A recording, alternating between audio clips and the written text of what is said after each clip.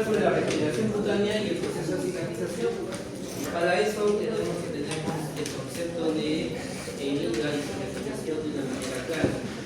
¿Qué les viene a la mente cuando hablamos de una herida? Cicatrización. Dolor. ¿Qué más? Antígenos. Inflamación. Oxígeno. Antígeno. Antígeno. Que puede venir infección. Ya. Ya. ¿Algo más? ¿Algo más que les viene a la cabeza? ¿Cómo definirían ustedes herida? Un daño al tejido. Un daño al tejido. Un golpe, por ejemplo, me golpeo, estoy dañando mi tejido por un poquito de quimosis, ¿sería una herida? Herida interna. ¿O dirías que es una lesión en general? Sería una Puede ser quimosis, un hematoma, sería una lesión, ¿verdad? ¿Otro concepto? Inflamación. Información. Inflamación. Inflamación. Herida igual inflamación, ya, sí, es parte del proceso. Tal vez daño en el epitelio, daño en el epitelio de forma hacia adentro, degenerando el tejido. Tal vez. Como un hueco, una cavidad, ¿te refieres? Algo así. Ya. Eso está más cerca a una herida. En realidad la herida se define como una solución de continuidad de la piel que puede inclusive comprometer tejidos más profundos, como la ponderosis, el músculo, incluso hasta el hueso. Pero la herida es eso, solución de continuidad. ¿Qué solución de continuidad? Que se pierde la continuidad de la piel.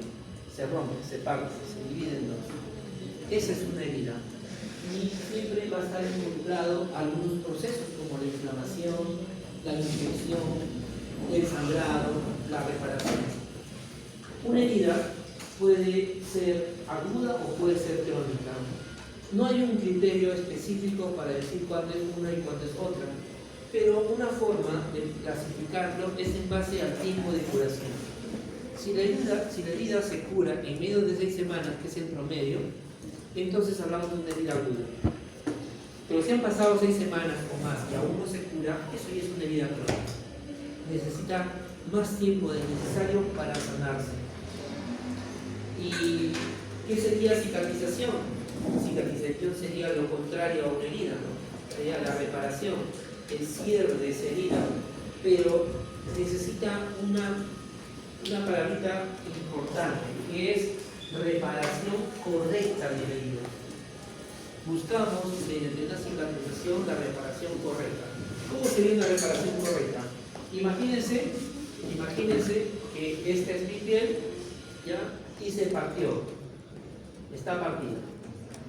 ¿Qué pasa si yo le suturo la herida, pero me equivoco y lo suturo así? ¿Va a cicatrizar? No. Acá sí, pero esto que está acá arriba, ¿con quién se va a pegar? Va a quedar suelto, va a infectarse, va a hacer herida. Eso no sería una cicatrización correcta.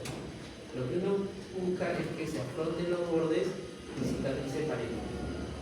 Y que siga todo el proceso fisiológico de cicatrización, formando el tejido de hermanación, epitelización y todo.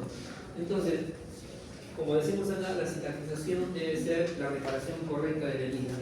Y otro concepto importante es que la cicatrización es un proceso biológico normal. Va a ocurrir en tu cuerpo en tanto no existan factores que lo alteren. Quieras o no, una herida va a curarse si tiene las condiciones mínimas, ¿no? Va a cerrarse. Entonces, ¿valdrá la pena usar cicatrizantes?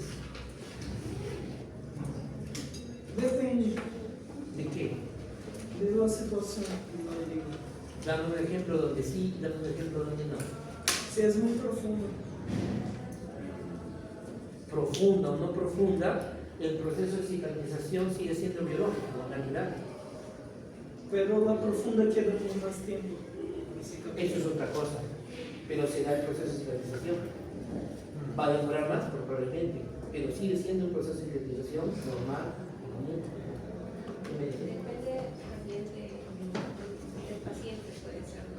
Pero a veces el paciente, hay algunas personas que ya la cicatrizan más rápido, puede verse pasado. Sin haber factores patológicos, ¿te refieres?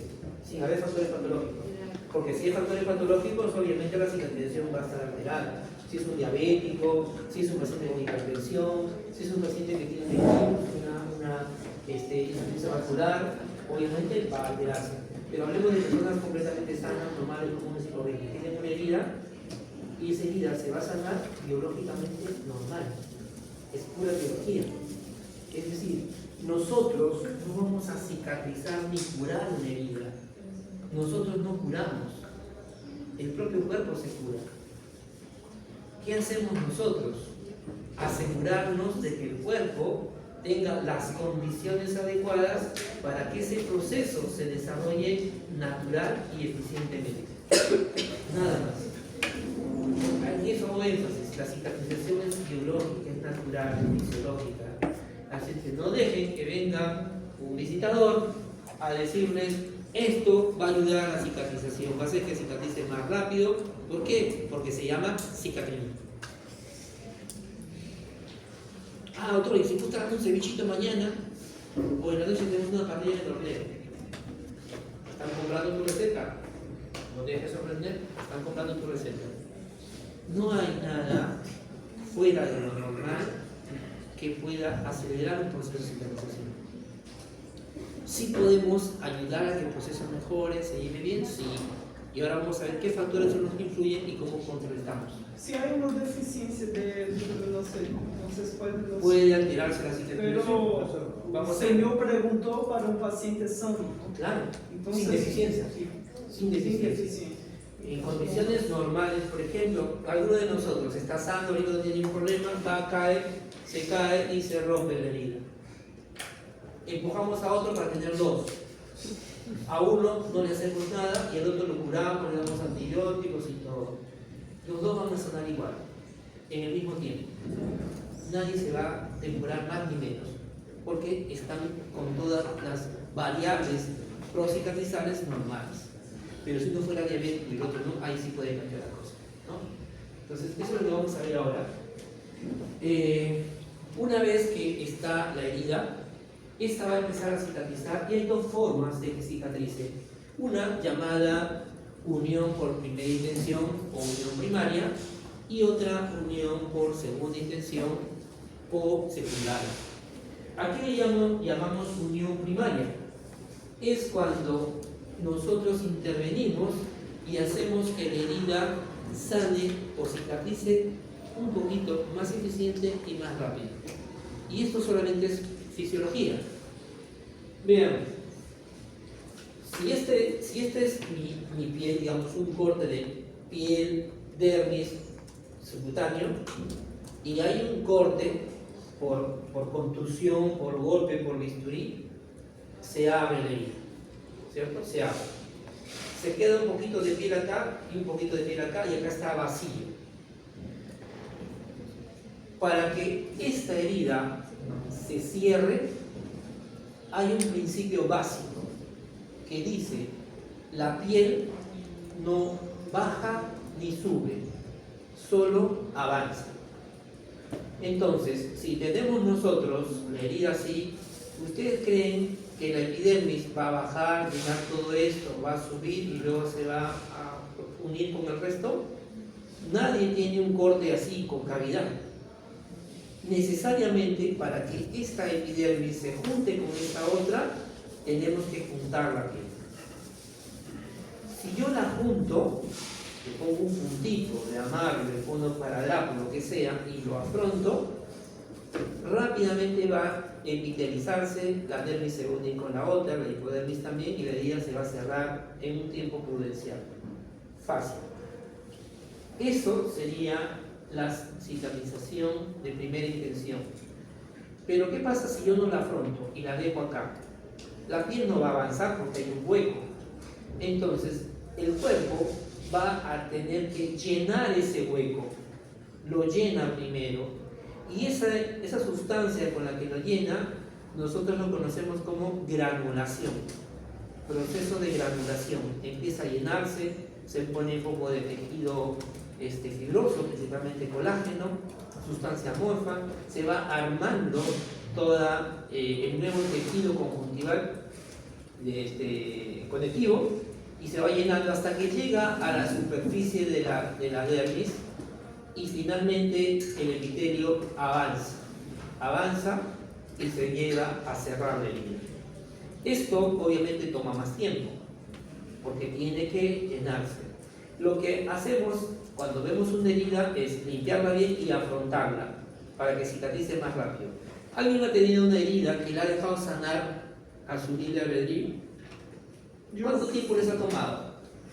¿2 semanas? 2 meses y medio. 2 meses. Si nosotros afrontamos la herida con algún mecanismo, el cierre se da aproximadamente en 7 días. Lo único que hemos hecho es ahorrar a nuestro cuerpo el tener que llenar ese vacío. Lo hemos cerrado, ¿no? Ahí está la diferencia entre primera intención y segunda intención.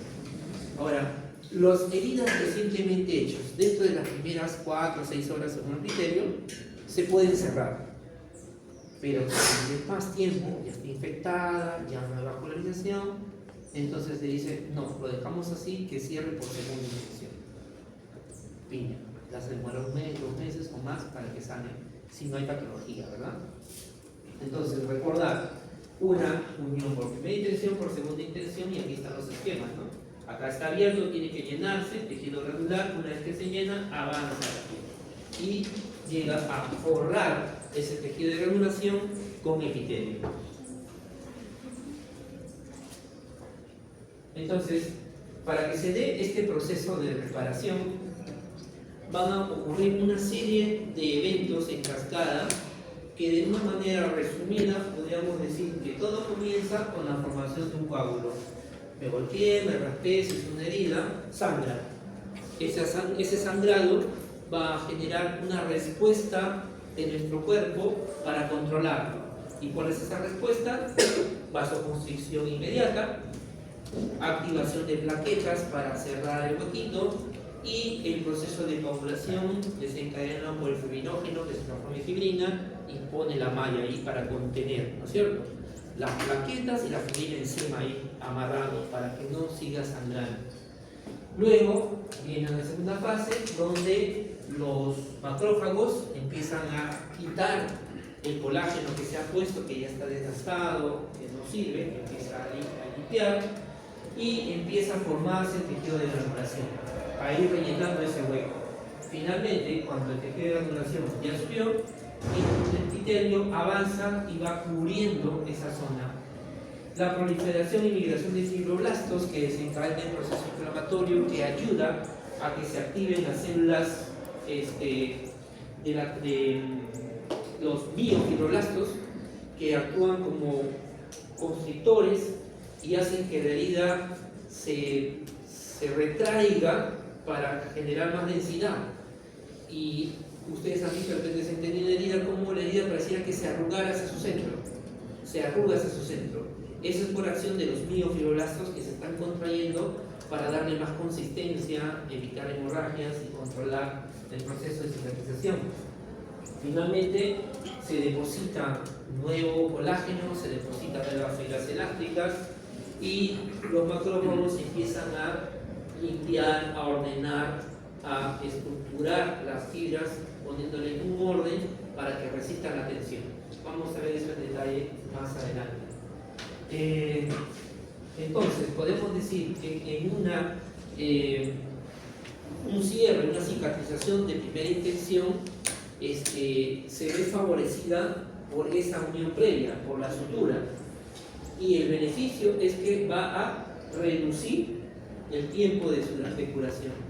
Y como el espacio ya no está rellenado con tejido cicatrizal, en la superficie ya no se va a ver esa cicatriz todo fea, grande, ¿no? Lo que voy a ver es un corte, una línea, y ahí está la cicatriz, en esa línea, pequeña, chiquita. Entonces, la sutura o la unión de los bordes de manera externa, lo que va a generar es una cicatrización mucho más eficiente y menos notoria, y además de reducir el tiempo de cicatrización, ¿no? ¿Qué pasa cuando ocurre una herida? Lo primero que va a ocurrir es que los queratinocitos en la zona de la herida van a empezar a proliferar, para tratar de matar células y reparar el tejido. Pero como es un corte, es una herida, va a haber sangrado.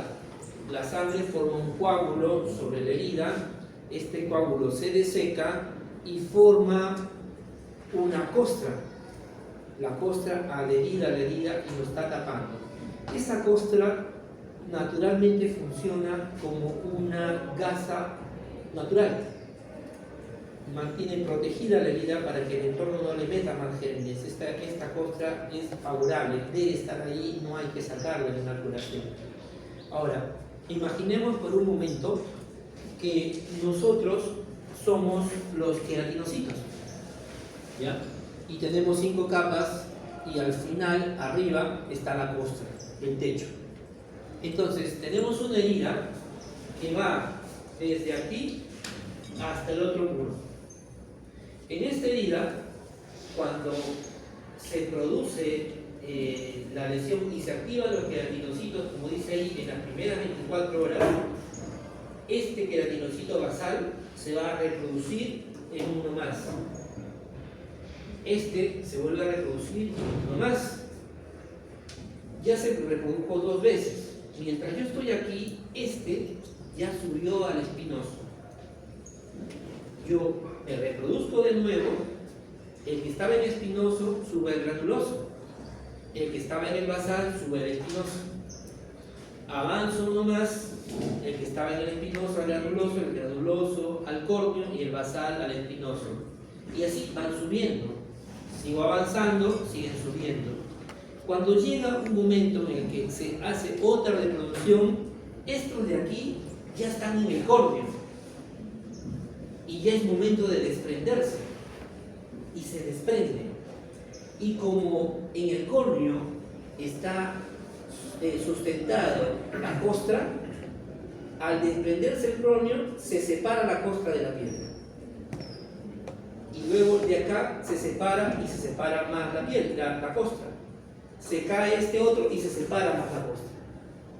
Entonces, mientras ocurre el proceso de cicatrización, la costra se va desprendiendo de afuera hacia adentro. Habrán visto ustedes que la herida se fue una costra y por los costaditos se va levantando la costra. Y a veces tratando de levantarlo todo. No hagan eso porque todavía no ha crecido el epitelio por dentro. Solito se va a desprender. Vean este dato. ¿Cuánta es la velocidad de migración? Las células basales proliferan, migran por debajo de la costra y en toda la superficie de la herida. La velocidad de migración es 0.5 milímetros por día. Por ejemplo, si la herida tiene 1 centímetro de diámetro, ¿cuántos días tardará en cubrir toda esa área los queratinocitos? 20 días, ¿verdad? ¿Todos de acuerdo? ¿Alguna duda? Todo bien, si yo pusiera esta pregunta en el examen, todos respondían 20, ¿no es cierto? ¿La duda sería? ¿No? ¿Estás segura? Ya, es incorrecto. ¿Por qué? Volvamos al ejemplo. La herida es de ese tamaño, allá está un borde y acá está el otro. Primer día, avance medio centímetro. Y de allá, ¿qué queda mirando? También avanza medio centímetro. Yo avanzo medio centímetro, él también. Día 1, medio centímetro, medio milímetro. Más medio milímetro avanzamos 1 milímetro. ¿Cuántos días necesitamos para corregir? Solamente 10. Entonces, no es 20, es 10. En el examen voy a poner pues un micrómetro. Cuando tú me pones un micrómetro, voy a dar la conversión. Los problemas de matemáticas no lo hacen. Si les alivia en algo, lo decimos tampoco. Les pido el porcentaje de manera. Entonces, conclusión, en este proceso de migración de sucesión de la herida, la costra se va desprendiendo de la superficie hacia adentro debido a la exfoliación estos queratinocitos que van madurando y ascienden hacia la última capa. Acá está la costra, vean ustedes, esta es la costra, esta es la herida, miren acá, ya se está epitelizando y acá se está desprendiendo la costra, ¿no? Acá todavía sigue adherida. Claro, esto se vería mejor si fuera fresco, ¿no? Esta es una lámina, en el corte obviamente se deforma un poquito.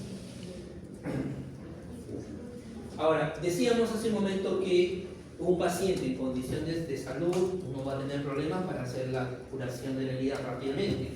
Pero ¿qué pasa si este paciente no tiene esas condiciones? O mejor dicho, ¿cuáles son las condiciones que retrasan, alteran o impiden una adecuada cicatrización? Un primer factor es la isquemia y lo que conduce a la isquemia, que es la hipoxia, ¿no? Si la zona que debe cicatrizar necesita oxígeno y nutrientes, tiene que tener una buena vascularización. Si no la tiene, va a estar retrasadísima la cicatrización. Y eso lo vemos, por ejemplo, en pacientes que hacen úlceras varicosas. Pacientes que tienen insuficiencia venosa, no hay una buena circulación, la sangre se estanca, se hipoxigena y eso hace que el tejido esté permanentemente en hipoxia. Por lo tanto, la capacidad de replicación, recuerdan que la mitosis aumentaba las primeras 24 horas, y la mitosis que requiere para que ocurra, energía. ¿Y las células de dónde sacan esa energía? ¿De dónde lo sacan? De quemar o de oxidar la glucosa con el oxígeno. Si no hay oxígeno, no van a poder oxidar la glucosa y no van a poder tener ATP. Entonces, esto es una gran limitante. Si el tejido está bien oxigenado, bien perfundido, de hecho que la herida va a sanar más rápido. Por otro lado, la infección. La infección también retrasa la cicatrización. Pero acá hay un concepto importante. ¿Cómo se dan cuenta ustedes que una herida está infectada? El color. Por el color de la herida. ¿Qué color debería tener? Duele también. Dolor, ¿qué más? Presencia de pus. La presencia de pus. ¿Qué indica la presencia de pus? ¿Que están qué? Ya, por la pus tú dices que está infectado, pero ¿qué es la pus? De las bacterias y los leucocitos. Mi esposa me mandaba agua. No me gusta el agua. Lo boté y llené de gaseosa. Y se acabó la gaseosa. ¿Por qué estás tomando agua? La pus termina siendo producto de esa pelea que hay entre los glóbulos blancos y las bacterias. Digamos que la pus son los glóbulos blancos muertos en batalla. Entonces, si tú ves pus, obviamente hay una infección. Ahora, hay un concepto básico que es el que me han revisado en microbiología. Una cosa es infección, otra cosa es colonización.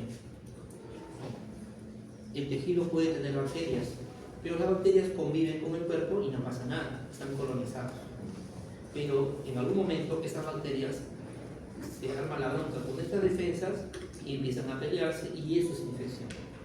Un indicador de que un tejido está infectado es la cantidad de gérmenes que tiene. A mayor cantidad de gérmenes, mayor riesgo de infección. Si menor gérmenes, es posible que sea una colonización. Y la gran pregunta es, ¿debo tratar una colonización con antibióticos o no? La respuesta la van a tener conforme vayan avanzando en la carrera. La respuesta no es tan fácil. Este es el indicador. Nosotros decimos que el tejido está infectado cuando tras un cultivo encontramos 100.000 unidades formadoras de colonia como mínimo. ¿Reconocen el concepto de unidades formadoras de colonia? ¿Sí? ¿Han dicho aquí, pero no? Ya. Entonces, 100.000. Con 100.000 ustedes ven pus, ven inflamación, ven fibrosis, ven calor, ven rubor, más lejitos. Pero ¿qué pasa si hay una herida que no llega a las 100.000 unidades? Es decir, no hay pus, no duele, no está inflamadito, no hay nada de eso. Pero ya van 7 días y no hay signos de mejoría. Es posible que la herida esté contaminada porque en el caso particular de las lesiones, de las heridas, basta que haya más o menos 1000 unidades formadoras de colonia para decir que el tejido está siendo afectado y la cicatrización está siendo retrasada. Es decir, para una herida no es necesario que haya una infección per se.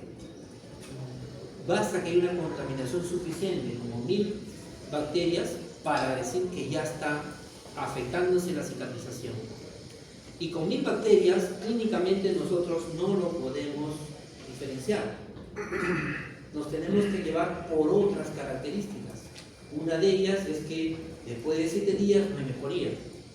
Otra de ellas es que veamos las condiciones del paciente. Hay pacientes que no tienen condiciones de saneamiento adecuadas. Por ejemplo, algunos pacientes con varices. Para no dañar más su piel, no usamos esparadrapo. Lavamos, limpiamos, colocamos una gasa estéril y le pedimos al paciente que traiga una venda elástica y con la venda lo vendamos para sujetar la gasa. De esa manera no hay que estar pegando ni despegando, dañando la piel. Pero día 1, día 2, día 3 lo citamos para que venga todos los días, pero nos vino a la semana. Y a semanas vino con la misma venda, pero ya en color negro. Y por los dos lados todavía. Este paciente nunca se las cambió, o si se las cambió, esas vendas se contaminaron. Y lo más probable es que, aunque no vean pus, ya haya contaminación de la herida. Y eso está realizando el proceso. Y alguna vez le pregunta, ¿usamos antibióticos o no usamos antibióticos? Sigue todavía la pregunta suelta. Tabaquismo, ni hablar. Un paciente fumador debería, por lo menos durante el periodo de herida, dejar de fumar, ¿no? Si tiene una herida quirúrgica, por ejemplo, ha hecho una laparotomía inflamatoria y para el cigarro, no se nos deja que mejore. ¿Por qué? Por dos efectos. Primero, la nicotina. La nicotina produce una vasoconstricción de los vasos y por lo tanto una hipoperfusión. Disminuye el flujo sanguíneo y eso lleva a un bajo aporte de oxígeno a la herida. Pero además, la disminución del diámetro del vaso lleva a una isquemia que permite la acumulación de CO. Y el CO tiene más afinidad por la hemoglobina que el oxígeno. Entonces, el CO va a competir con el oxígeno, con la hemoglobina con el oxígeno, y termina desplazando el oxígeno y esta ya no carga lo que debería cargar. Entonces, se reduce el aporte de oxígeno a la lesión y con eso se retrasa el crecimiento.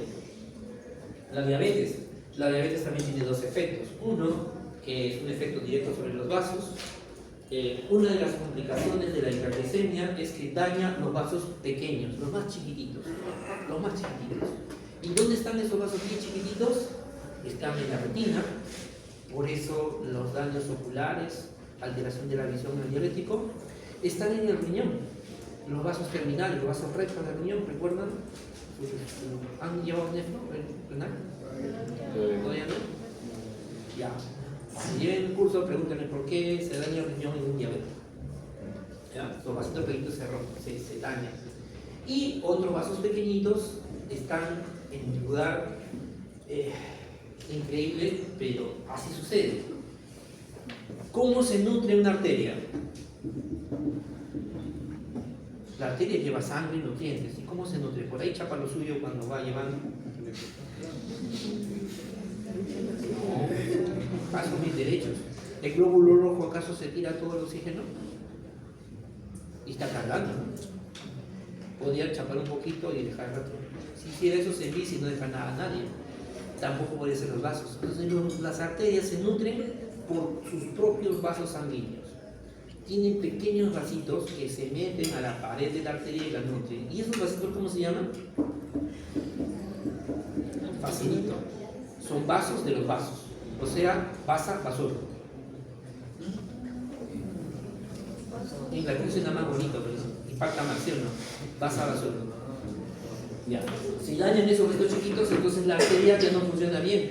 Y eso produce la angiopatía.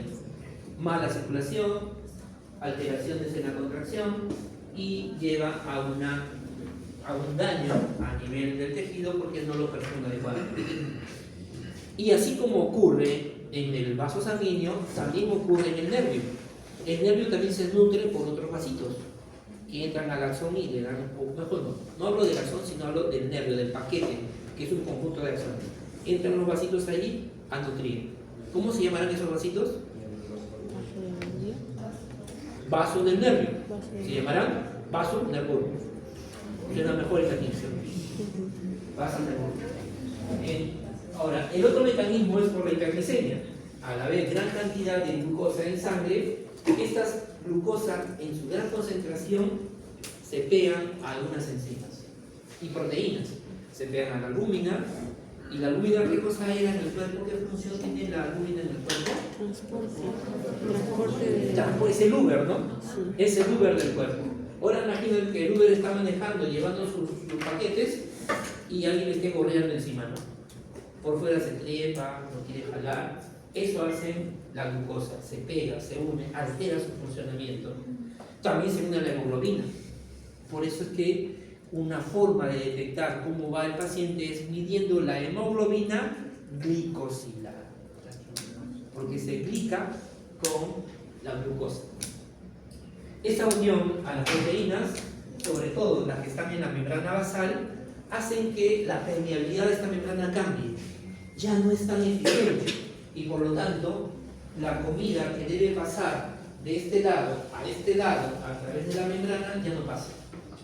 El oxígeno que debe pasar ya no pasa y esto se queda desabastecido, termina sus recursos y se queda sin nada.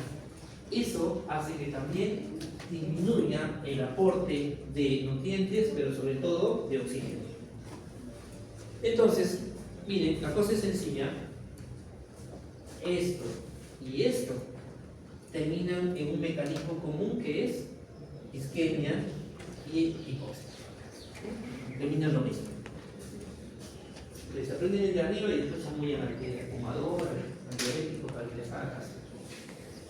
La desnutrición también, ¿verdad? Si necesitamos nutrientes para la replicación, definitivamente va a actuar. Y si ese pájaro no toma su naranjita, maracuyá, su piña, deficiente de vitamina C. Y si no come papas, porque una papa tiene vitamina C, ¿cierto? Y más aún, desnutrición proteica, ¿no?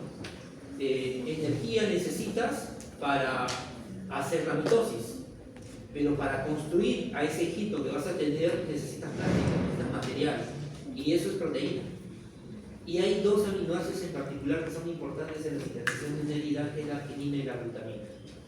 La deficiencia de estos aminoácidos empeora más o retrasa más el proceso de cicatrización. Los fármacos, ni hablar.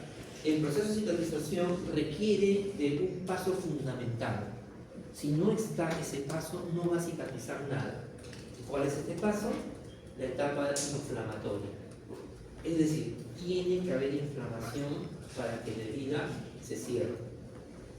Entonces, ¿qué pasa si le damos antiinflamatorio?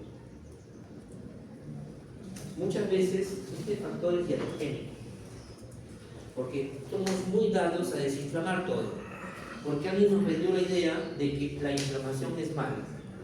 Ustedes saben que no, ¿verdad? La inflamación es mala. ¿La inflamación es patológica o fisiológica? Fisiológica. Fisiológica, es una respuesta normal del cuerpo, una primera respuesta defensiva. Lo malo que es inespecífica, ¿no? Te descubren haciendo una travesura en la calle. Llegas a la casa y se exaspera y empieza a tirarte todo lo que puede. Te tira una cosa, otra cosa, agarra el cuadro, lo tira, agarra la entera, lo tira, agarra la jarra, lo tira. Al día siguiente se da cuenta que por tirarte destruyó toda su casa. Esa es la inflamación. Es tan inespecífica que termino haciéndome daño yo mismo. Y mientras más intensa es, más daño me hago. Esos son los estados de hiperinflamación, donde ocurre la cascada de citoquinas que lleva al fallo multiorgánico. Pero en cambio, la inflamación dosificada, medida, te protege. Porque esta inflamación va a activar varias células que van a empezar a proliferar y a secretar sustancias para generar esa granulación y esa curación de la herida. Entonces, un paciente con una herida, procuren no dar antiinflamatorios, ya sean AINES o corticoides. Ahora, el paciente dice, pero tengo un traumatismo, me he golpeado, me duele. Bien, démosle un analgésico. no le den un antiinflamatorio, que es distinto. Ya, dicen, no, pero la inflamación es lo que está causando el dolor. Bien, dejemos el antiinflamatorio por un corto periodo. Entonces tomas un día, punto, después analgésico. O le dejamos condicionar. Yo lo que suelo hacer es, mira, tu herida va a tardar en sanar, pero si tú tomas antiinflamatorios y analgésicos, probablemente se demore más en sanar. Te voy a dejar el nombre de un antiinflamatorio para que lo tomes solo si el dolor que tienes no lo puedes soportar. Pero ojo, que si lo puedes soportar y lo tomas, probablemente estés inmunizado más tiempo porque tu herida va a demorar en sanar. Ya se lo dejo a su elección. La verdad no, entonces no me dé, mejor me aguanto. Porque realmente va a ir a reposar, un traumatismo va a ir a reposar. Si quieres aprovechar el evento traumático y aprovechar tu descanso médico para hacer otras cosas, esto ya pues es ajeno a uno, ¿no? Pero con el reposo, la curación funciona muy bien si no le das ARNS. Y bueno, la radiación, la radiación que sí de todas maneras va a afectar, por lo tanto, un paciente le curas la herida y lo mandas al sol que se tiene un ratito. No, ¿no es cierto? Hay que protegerlo del sol, hay que protegerlo de la radiación, ¿no? Se pongan radicales libres que pegocinan la zona y dan más. Estas son las fases de cicatrización: la fase de hemostasia o también la compresión, la fase inflamatoria, la fase de proliferación y la fase de maduración o remodelación. Vean la segunda fase, que es inflamación, ¿no? ¿Cómo ocurre esto? Tenemos la fase de coagulación, ya saben ustedes, en la herida hay ruptura de vasos, sale sangre. ¿Qué hace el cuerpo primero? Cierra el caño, forma el coágulo, como llamando a las plaquetas y generando fibrinolisis para parar el sangrado. Este sangrado parado va a hacer que la sangre ya se estabilice allí y se forme el coágulo. Por otro lado, las plaquetas que se activaron para cerrar o sellar esta salida de sangre van a secretar factores de crecimiento que van a desencadenar la cascada de cicatrización mediante la atracción de neutrófilos. Es decir, estas plaquetas son los que te salvan, porque son los periodistas, ¿no? Oye, ven acá porque me están atacando, ¿no? Ven acá y jalan neutrófilos a la zona de herida. Esos neutrófilos, por un lado, por otro lado, el coágulo mismo va a formar un pequeño edema producto de todas estas sustancias, la fibronectina, la fibrina, con un pequeño edema lesional. Y las plaquetas, así como activan los factores de coagulación, secretan sustancias interesantes como la serotonina y la histamina. Las dos van a llevar a un fenómeno de vasodilatación. Entonces tenemos edema, vasodilatación y neutrófilos. Esta vasodilatación ayuda a que lleguen los neutrófilos porque ellos viajan a través de la sangre. Y el edema perilesional genera una respuesta inflamatoria. Estos tres son los que van a iniciar la fase de inflamación. Mira, la coagulación termina formando estos tres componentes que inician la fase de inflamación. Y en la fase de inflamación ocurre, por efecto de esta histamina, mayor vasodilatación, por lo tanto mayor edema perilesional, y para eso se activa la cascada de complemento, que termina finalmente liberando más histamina todavía, más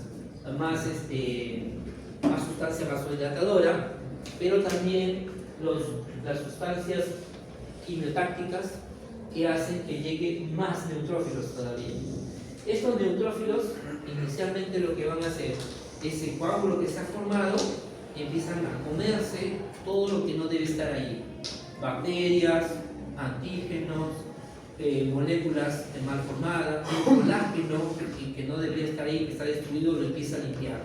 Es decir, es como cuando llega un paciente de nosotros y lo primero que hacemos es limpiar la herida, curar la herida, dejarla limpiecita para después ver si suturamos o la cubrimos. Igual acá, el neutrófilo hace eso.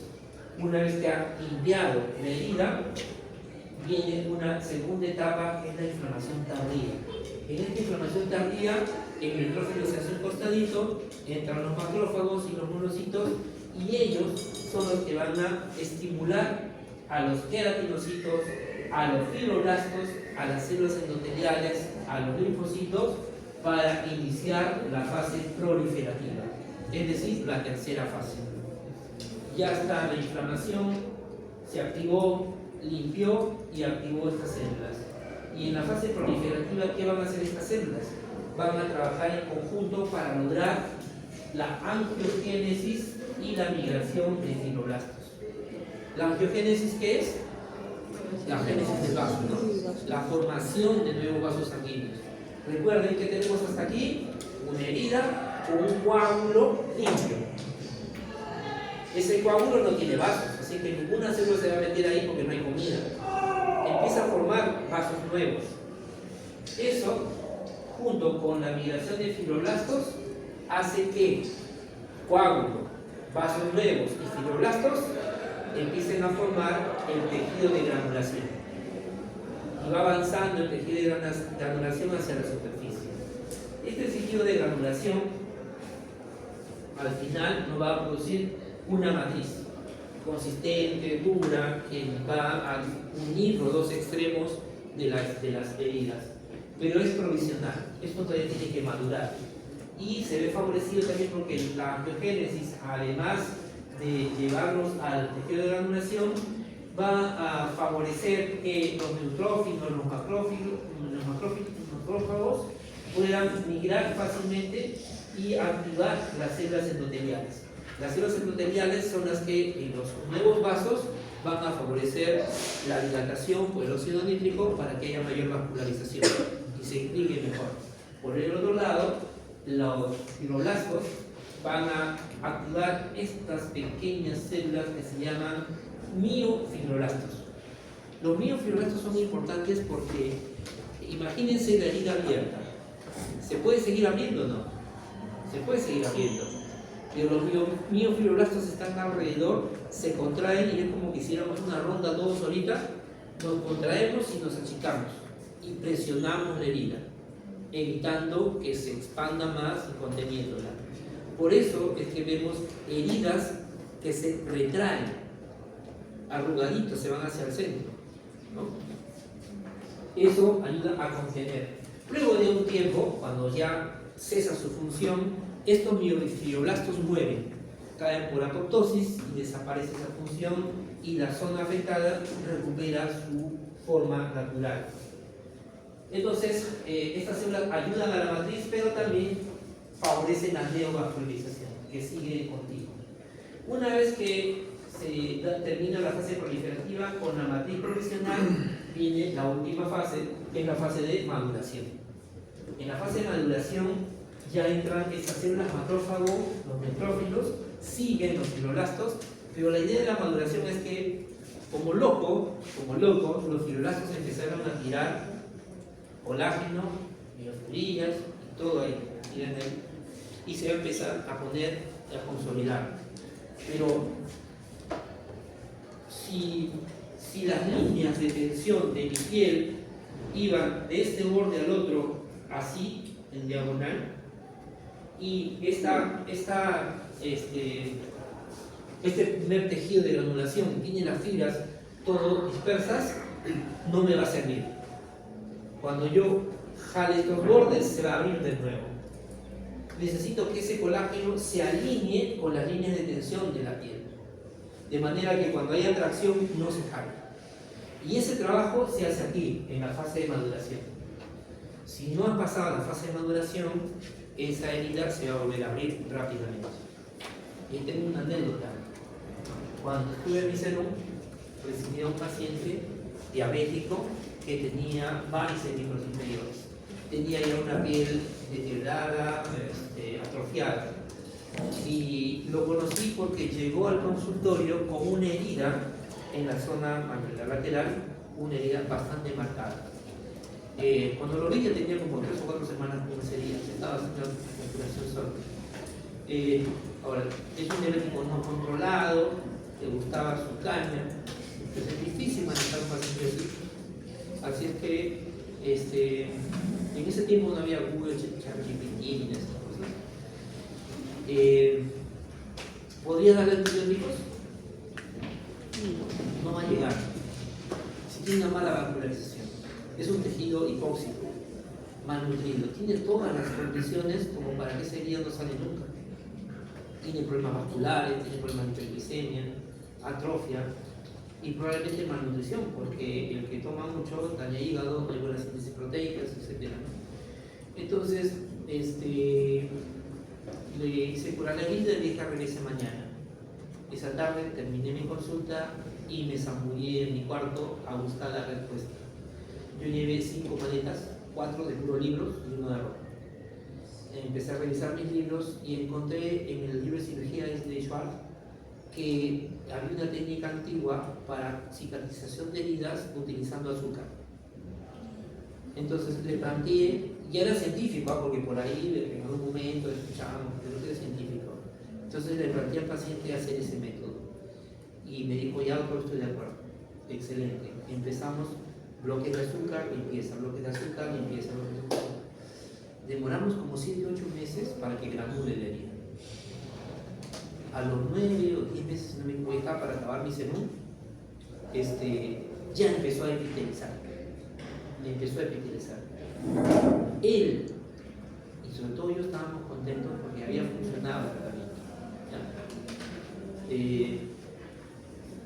Lo malo fue que ya estaba granulado, ya estaba formándose la piel, pero todavía no había madurado la herida. Esta etapa, que puede durar semanas, en él estaba durando meses. Entonces no había madurado todavía la herida. Y él era un criador de gallos. Y justamente la herida se había hecho porque, criando sus gallos, uno de ellos le buscó la bronca y lo pateó. Y se hizo la herida. Bueno, parece ser que este tipo se fue a ver a sus gallos y lo volvieron a patear. Y en el mismo sitio. Y llega llorando, llega llorando con todo ese evento de la herida. Lo veo. Ya, vamos a empezar con la curación. Y yo no, tranquilo, no veo, esto tiene solución. No va a demorar un poquito de tiempo, pero tiene todo, pero yo siempre que se va en 2 meses, que me va a curar. Ya saben que eso va a demorar. Entonces, importante asegurarnos que el cuidado de esa herida se mantenga hasta el final de la maduración. Cuando las fibras ya se han alineado y ya resisten la atracción de la piel. ¿Y cómo sucede esto? Porque los macrófagos, los neutrófilos, van a activar enzimas metaloproteasas que van a organizar el colágeno, lo alinean y establecen un adecuado balance entre la síntesis de colágeno y la degradación, para que esa cicatriz no sea muy prominente, sino medianamente prominente. Si la maduración se da en condiciones óptimas, tú te jalas la piel, se rompe cualquier zona sana, pero no la cicatriz. Resulta siendo más fuerte que la fractura. Igual que el hueso. Cuando el hueso se fractura y se forma el callo óseo, ese callo es más resistente que el propio hueso. Entonces, estos dos factores condicionan la cicatrización o la formación de la cicatriz. Por otro lado, los fibroblastos, decía, forman miofibroblastos. Estos miofibroblastos terminan por cumplir su misión y mueren. Y pasa nuevamente a formar la cicatriz ya sin contracción, sin retracción. Estos son los tiempos aproximados que demoran en cicatrizar en días, más o menos llegan a los 30 días aproximadamente, máximo 6 semanas en condiciones normales. Pero para mayor detalle, veamos esta tabla. Aquí tenemos los primeros minutos de la herida, el sangrado. ¿Cómo se contrarresta? Conformando un coágulo y la vasoconstricción.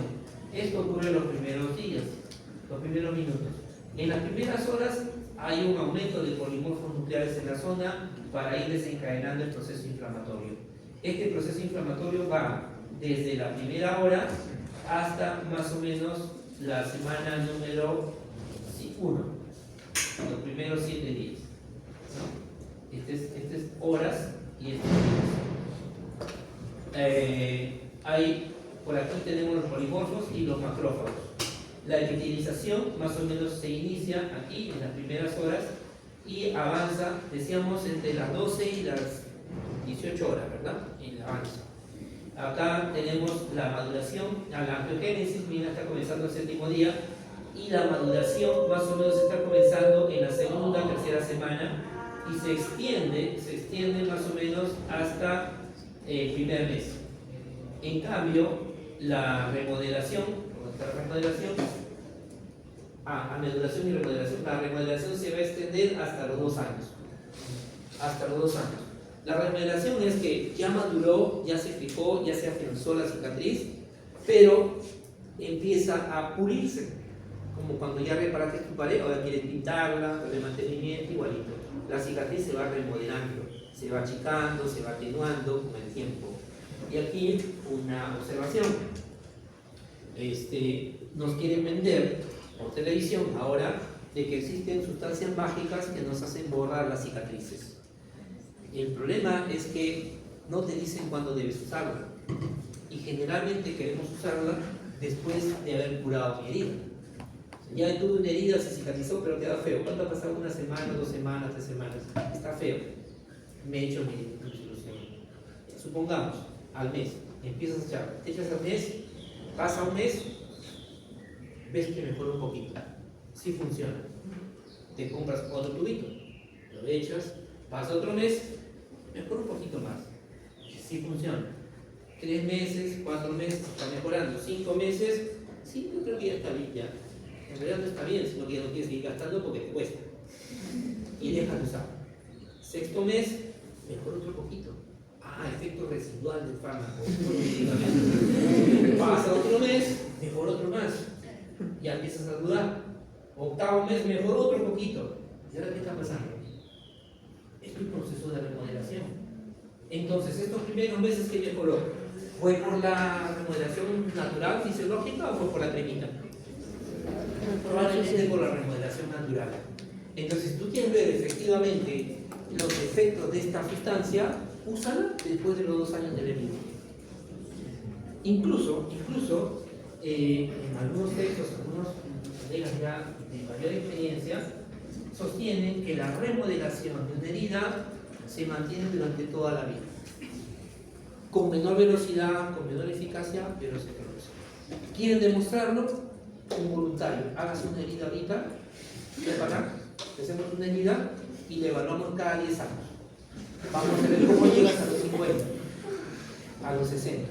Bueno, yo les puedo decir, yo en esta zona tenía una quemadura que me lo hice como a los 7 u 8 años, una quemadura. Recuerdo que hasta la adolescencia lo tenía y como me da un poquito de vergüenza. En la vida juvenil, sí, casi no se notaba, pero ahorita no se nota nada. Ustedes examinan la piel y no van a notar ninguna diferencia con la otra ni con la piel secundaria. Desapareció. ¿Han pasado cuánto? 15 años. Y ya desapareció. Entonces, por lo menos demuestro que la remodelación es más de 2 años. Son muchas décadas, ¿no? Y eso que no he hecho ninguna cremita ni nada, simplemente nada. Entonces recuerden esto para... Aquí están los factores de crecimiento, los factores involucrados en el proceso de cicatrización cutánea. Se lo dejo para que lo revisen en sus momentos de ocio, filosofen y se... Acá. Voy a mostrarles este video resumen, a ver qué les parece.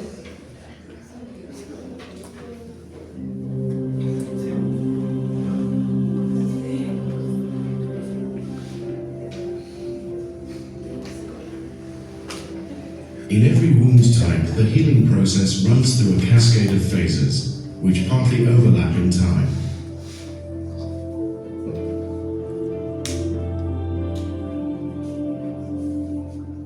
The immediate reaction to injury is a contraction of the capillaries to reduce bleeding. Red blood cells and platelets released from damaged blood vessels flow into the wound, aggregate, and produce a plug or clot in the wound.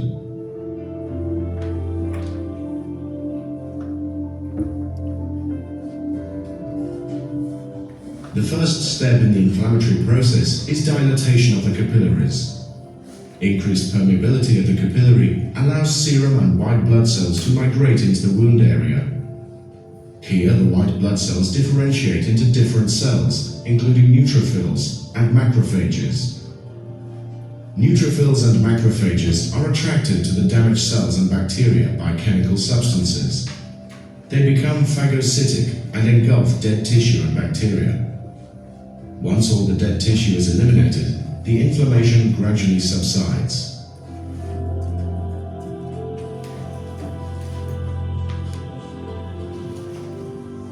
During the proliferation phase, the wound is filled with granulation tissue. Granulation tissue consists of newly formed capillaries and connective tissue. The formation of new capillaries, angiogenesis, ensures that nutrients are supplied for granulation tissue formation and is essential for wound healing. Fibroblasts are the predominant cells in the proliferation phase. They migrate into the wound site from the surrounding tissue and start to multiply.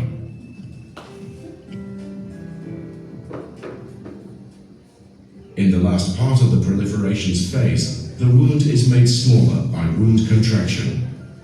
Wound contraction is brought about by specialized fibroblasts with contractile properties called myofibroblasts.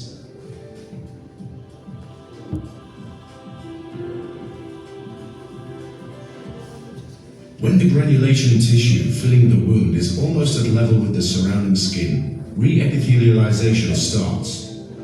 The epithelial cells change shape to facilitate locomotion and crawl across the wound bed to cover it. Migration stops as soon as cells regain contact. The cells change back to their normal appearance and reattach themselves to the basement membrane. The wound is closed.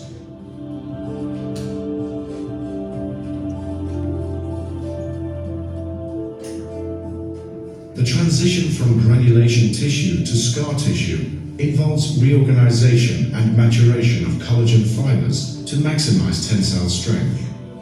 During remodeling, the fibers are orientated along the lines of tension and cross-linked to a strong wound.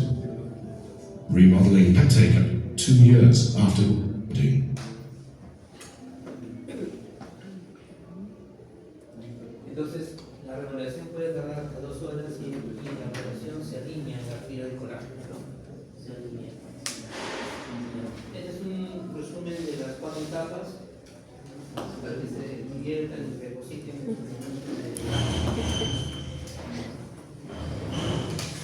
La piel como órgano inmune, de chiquito, rapidito, bien. Ya conocen ustedes la epidermis, conocen a este individuo, ¿cómo se llama? Las células de estas células, ¿dónde habitan generalmente? ¿En qué parte de la piel? ¿Dónde? En el estrato espinoso. ¿Dónde más? En el estrato basal. Entre esos dos se mueve generalmente. Justamente a estos dos estratos, basal y espinoso, se le conoce como el área de Malpighi, ¿no? O la capa de Malpighi, pero un examen obligatorio. Entonces, vean ustedes los tentáculos que tiene, las prolongaciones para poder captar los antígenos. Y incluso estas células pueden estar en la dermis, y de hecho que lo están. Vamos a ver cómo es que trabaja esta célula. Vean, un antígeno cualquiera que logra atravesar la primera barrera, queratinocitos, o mejor dicho, queratina. Luego atraviesa la segunda barrera, que es la capa, la capa serosa, la grasita, el llamado punto sebáceo. Llega y se mete al estrato granuloso. Las células de Langerhans en sus ramificaciones tiene 2 receptores. Uno de ellos llamado langerina y el otro el CD1A. Esta langerina reconoce estructuras a base de carbohidratos dentro de los antígenos. Cualquier antígeno con carbohidratos va a ser reconocido por la langerina. Y si viene un antígeno con de naturaleza lipídica, lo va a reconocer el CD1A. Entonces tiene los dos para reconocer cualquier estructura en la pared de estas células. Recuerden que el carbohidrato está en las bacterias, ¿verdad? En las paredes. La pared de la bacteria que contiene. No hablo de la membrana, sino de la bacteria de una pared, ¿verdad? Que la protege, la hace más fuerte. ¿Qué contiene? ¿Qué proteínas o qué grupo proteína. Veamos el caso. Pero estos son reconocidos por esta célula. Entonces, miren, viene aquí el antígeno es reconocido por la langerina. La langerina, una vez estimulada por el antígeno, le ordena o activa dentro de la célula de Langerhans, activa la retracción de esta otra proteína que es la caderina. ¿Recuerdan que cuando hacíamos la práctica decíamos que las células de Langerhans tienen la facultad de moverse en el epitelio, de poder ir caminar? Bueno, sí es cierto. ¿Por qué? Porque no tenía desmosomas. Tampoco tiene ni desmosomas, está libre en el epitelio. Pero eso es en parte cierto y en parte no cierto. ¿Por qué? Yo estoy libre en el camino, pero si se me toca mover esto, pues no puedo. Si no tengo estabilidad, no tengo. Entonces me tengo que anclar. Mis ventosas vienen ahí y empiezo a morir.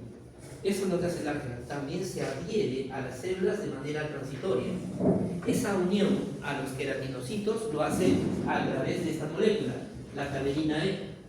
Esa molécula, esa es la que lo ancla. Aquí lo tenemos, esta celestita, uniendo a los queratinocitos. No lo vincula de una manera covalente, por decirlo así, fuerte, sino que le da estabilidad, le permite estar ahí, quedarse quieto y poder jalar las cosas.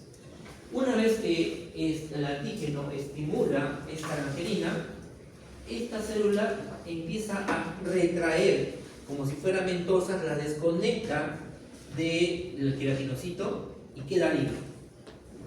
O también puede inducir la disminución de su replicación, de su producción, para que no se adhiera. Y es así como una vez que se libera, esta célula sale del estrato espinoso, basal, y se va a la dermis. Ahora, en el camino, este antígeno junto con la langerina tiene que ser llevado en algún lugar. Tiene que tener una maletera esa célula. No puede llevar el antígeno dentro de sí porque le generaría un problema. Entonces, la misma langerina estimula unas invaginaciones en la membrana celular para formar unas vesículas. Unas vesículas que reciben el nombre de gránulos de Birbeck. En esos gránulos de Birbeck es que el Langerhans mete al antígeno con la langerina y ahí lo guarda. Y así es como se los lleva. Y esta langerina es la responsable de que se formen esos gránulos y tengan esa forma característica de raqueta de tenis. Pregúntenle acerca. ¿Ya?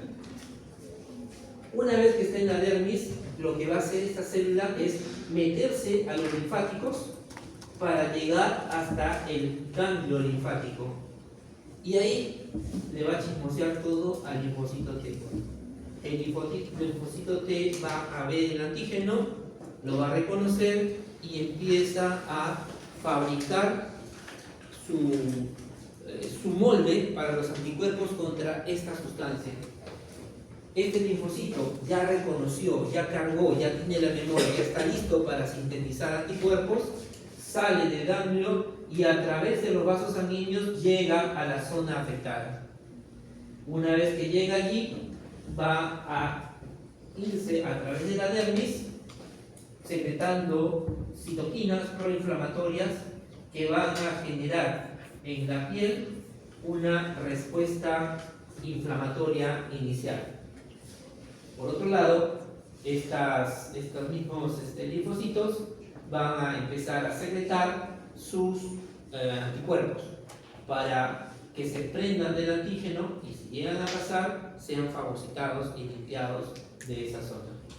Entonces, caderinas permiten anclar, langerinas reconocen el antígeno, CD1, CDA reconocen el antígeno lipídico y la migración se hace a través del sistema linfático y regresa por vía hemática a la zona afectada. Y de esa manera se mantiene la inmunidad de nuestra piel. Acá hay un ejemplo de un trastorno inmunológico. Hoy hemos visto estas lesiones en placa típicas de la psoriasis, ¿verdad? ¿Y qué pasa en la psoriasis? Lo que ocurre es que hay una exagerada mitosis del estrato basal, de los queratinocitos del estrato basal, se replican muy rápido, tan rápido que ni siquiera maduran y ya están llegando a cornificarse. Y en esas situaciones podemos encontrar en el estrato córneo, podemos encontrar células nucleadas, ¿no? Lo que normalmente no debería haber. Y esto se debe a que, si bien el periodo de recambio, de migración, ocurre más o menos en 28 días a 30, cuando este epitelio es mal estimulado por un tema inmunológico, su replicación puede durar 3 a 5 días. Entonces, lo que era 28 días ahora se reduce a 3. Puede haber una gran cantidad de capas. Va a crecer el estrato espinoso, el estrato granuloso, pero sobre todo el estrato córneo va a crecer mucho. Y eso es lo que forma la placa, hace su relieve en esa zona. ¿Cómo ocurre eso? Aquí está el ejemplo. ¿Cómo es el ciclo patogénico de la psoriasis? Lo primero que va a ocurrir es que un antígeno va a activar a las células inflamatorias. El neutrófilo, el linfocito y las células dendríticas las va a activar cuando entra el antígeno. Esta célula inflamatoria va a secretar una sustancia llamada interleuquina 23. Esta interleuquina va a activar dos células. Una de ellas, el linfocito TH17, y la otra, el mastocito. Una vez activadas estas dos, las dos van a secretar la interleuquina 17A. Esta interleuquina 17A va a ir a la célula del epidermis, al queratinocito, para estimular su proliferación. Y estimula su proliferación. Si sigue el antígeno, vuelve a formarse y sigue el ciclo. Sigue el ciclo. Esta proliferación va a hacer que las células estas capas empiecen a crecer hacia arriba. Por otro lado, estas células inflamatorias van a producir un efecto quimiotáctico hacia los neutrófilos que van a ir a la zona afectada desencadenando una inflamación. Eso significa que va a haber una vasodilatación, va a salir un poco de líquido a esa zona, un microedema, y eso va a formar finalmente una especie de microabsceso, abscesos pequeñitos que son parte del proceso fisiopatológico de la psoriasis. Y arriba se está gestando la placa psoriásica. ¿Por qué? Porque aquí también los queratinocitos se están proliferando y aumentando el grosor con estos micro abscesos que se van formando en la superficie. Ahora, ¿por qué nos interesa conocer este proceso? Paso a paso. Si queremos darle solución a este problema, ¿qué podemos hacer? ¿Dónde podemos actuar? Si conocemos el proceso, podemos escoger. ¿Qué pasa si yo consigo algo que bloquee la interleuquina 23? ¿Se solucionaría el problema? Arriesguense. Sí, claro, se solucionaría el problema. La pregunta es, ¿la interleuquina 23 tiene algún otro efecto fisiológico positivo en otra parte? Porque nuestro bloqueo difícilmente lo vamos a hacer solamente en piel. Si doy un bloqueo de la 23, voy a bloquear todas las 23. Una pregunta que nos hace dudar. ¿Dónde más podríamos actuar? ¿Dónde más podríamos actuar? ¿Podríamos dormir a este linfocito para que no se produzca la 23? Sí, lo podemos dormir, pero eso significaría inmunosuprimir. Sedamos al neutrófilo, al linfocito, y si lo sedamos, ya no tenemos que nos defienda. Generamos inmunosupresión, mucho riesgo. ¿Podríamos de repente bloquear acá el contacto con el antígeno? Podría ser, tendríamos que buscar estudiar el antígeno y cómo inhibir su unión al queratinocito. Pero lo que se prueba hasta el momento es este medicamento, el secukinumab, que es un biológico, es un producto biológico que lo que hace es bloquear la interleuquina 17A, la que va directo al queratinocito, lo bloquea, lo destruye. Y de esa manera todo este fenómeno muere. ya no se produce la replicación ni la formación de las placas. El tema es que este medicamento es caro, no es accesible todavía a todos, así que tendremos un buen tiempo todavía pacientes tomando su corticoide tópico. Un resumen, un mapa conceptual de lo que es el sistema terapéutico, un resumen, y la gente tenemos. Y media. Sí, bueno, listo.